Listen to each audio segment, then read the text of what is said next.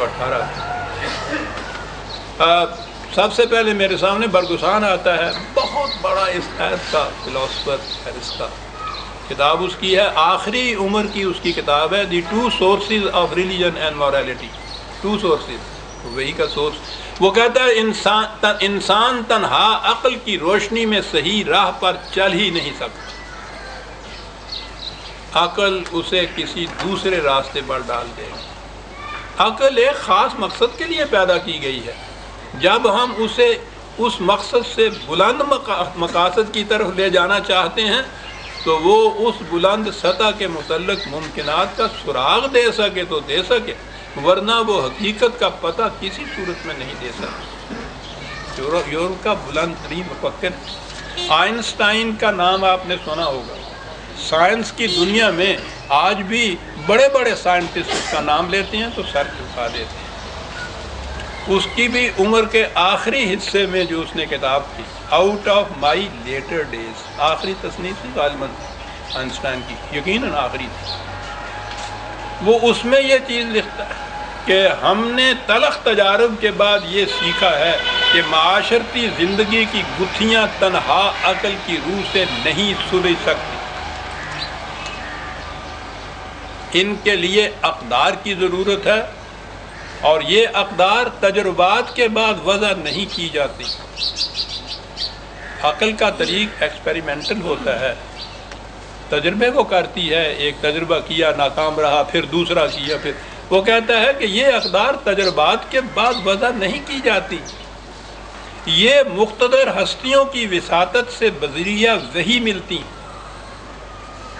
ان کی بنیادیں عقل پر نہیں ہوتی، لیکن وہ تجربہ کی کسوٹی پر بالکل پوری اترتی ہیں، اس لیے کہ صداقت کہتے ہی اسے ہیں جو تجربے سے درست ثابت ہو۔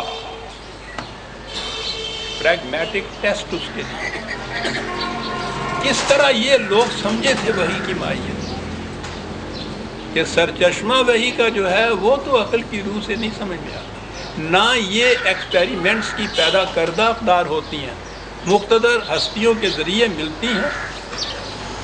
یہ تو معلوم نہیں کہ وہ علم کا ذریعہ ان کا کیا ہوتا ہے، لیکن جو کچھ وہ دیتے ہیں وحی کے ذریعے وہ تجربے کی کسوٹی پر پورا اترتا ہے، کیونکہ اس کے نزدیک صداقت کہتے ہی اسے ہے، کیا بات ہے، صداقت کہتے ہی اسے ہے جو تجربے کی کسوٹی پر پورا اترے۔ حضور نے اپنے مخالفین سے کہا کیا تھا کہ نظریاتی بحثیں اور زبانی مناظرے یہ چیزیں جو ہے اس کی ضرورت نہیں ہے۔ یا قوم اعملوا علی مکانتکم انی عامل، تجربے میں لاؤ اس چیز کو، جو تم دعویٰ کرتے ہو تم تجربہ کرو اس کے اوپر، جو میں دعویٰ کرتا ہوں مجھے تجربہ کرنے دو اس کے اوپر، میں نہ تمہارے پروگرام میں دخیل ہوں گا نہ تم میرے پروگرام میں دخل دو گے، صوفادار ہوں، نتیجہ خود بتا دے گا کہ کون سچا کون جھوٹا ہے۔ آئنسٹائن آج یہ کہتا ہے کہ صداقت کا ثبوت تجربے کا نتیجہ ہوتا ہے۔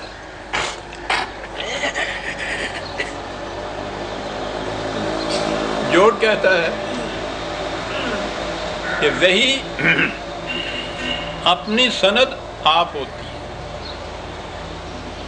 اس سے یہ سند اگر مانگے تو بتائے کیسے کہ مجھے خدا نے کہا۔ کیا بات ہے صاحب ان لوگوں کی، فکر انسانی اس طرح سے حقیقت تک پہنچاتی ہے اگر صحیح روشنی میں اس سے کام لیا جائے۔ یہ اپنی سند آپ ہوتی ہے، اس کے لیے ہم کوئی دلیل پیش نہیں کر سکتے کہ یہ کیسے ملتی ہے، اس لیے کہ یہ استدلالی طریق کا نتیجہ ہوتی نہیں ہے، لاجک کا یا ریشنلزم کا، یہ لاجک کا کے ذریعے سے حاصل کردہ علم نہیں ہوتا ہے۔ یہ ہو سکتا ہے کہ ہم بعد میں وحی کی تائید میں عقلی دلائل پیش کر دیں۔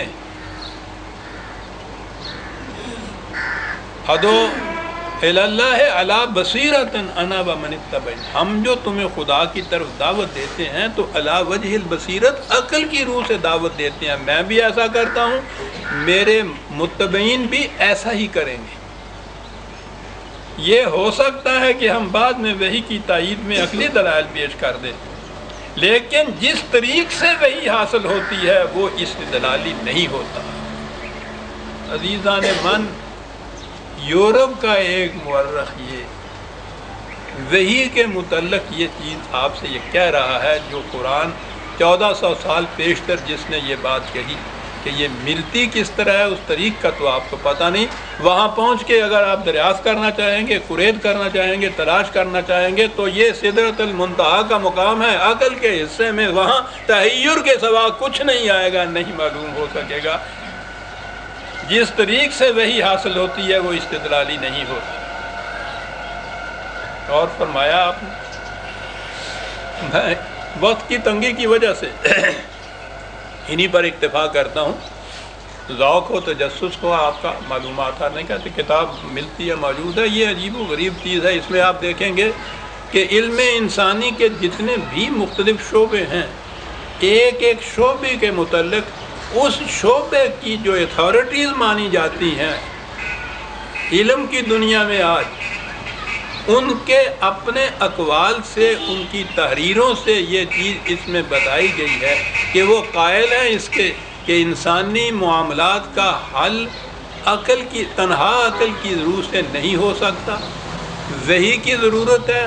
وحی ملتی کیسے ہے یہ ہم عقل کے ذریعے سے معلوم نہیں کر سکتے، وحی پہ تجربہ کرنے کے بعد اس کی صداقت کا ثبوت مل سکتا ہے۔ ساری کتاب اس موضوع پہ ہے، 2500 سال کی فکر کی داستان ہے۔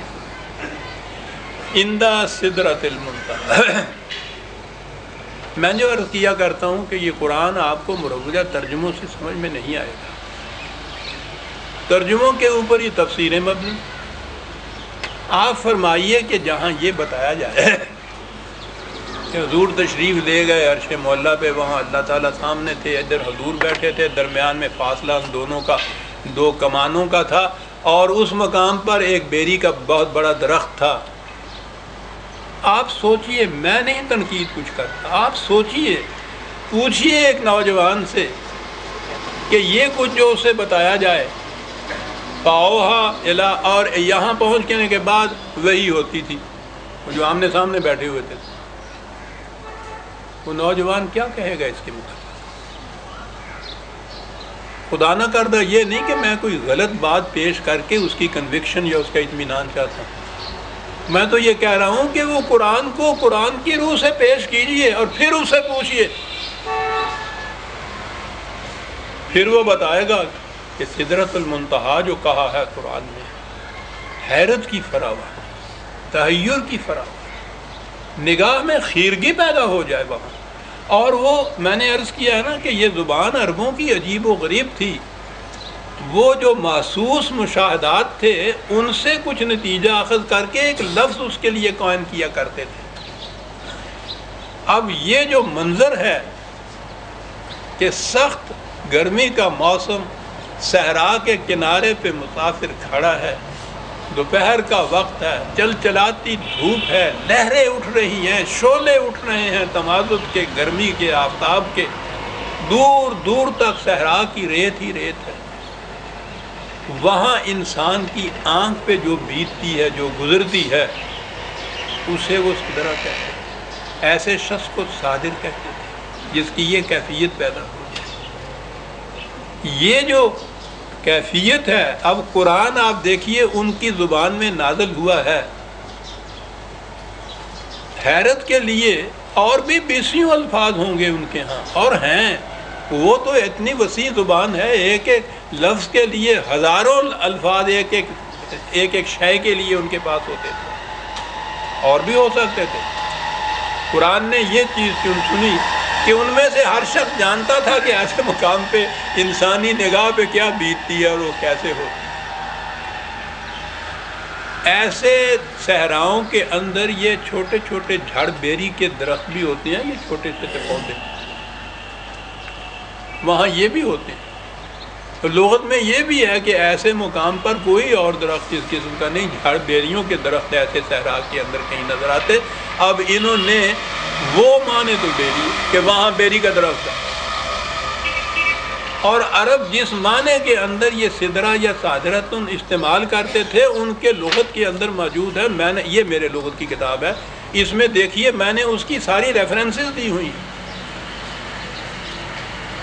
بلند ترین لغویین جو اہل کتاب، یہ لوگ